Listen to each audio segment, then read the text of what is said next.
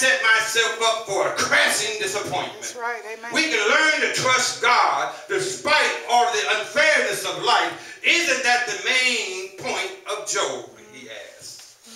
Douglas challenged Yancey, and I challenge you.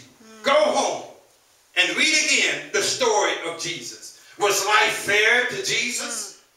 For me, the cross where Jesus was crucified, demolished for all time the basic assumption that life is or will be fair. Yeah.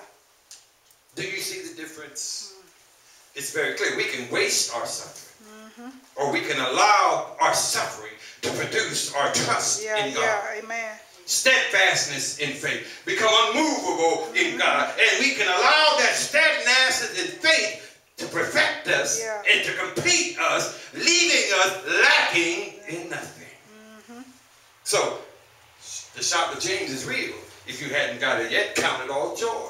And we can do that if we know that growth is not easy. If we realize that when we're suffering, it doesn't help us to compare ourselves with other people. And if we will not waste our suffering, but allow our suffering to produce steadfastness in faith, that is what will bring us completion that will be lacking in nothing.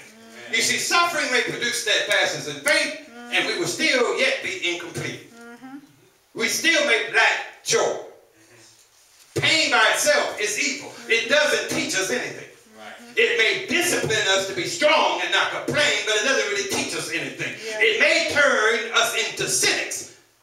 We may be tough and steadfast in our suffering, always keeping a stiff upper lip.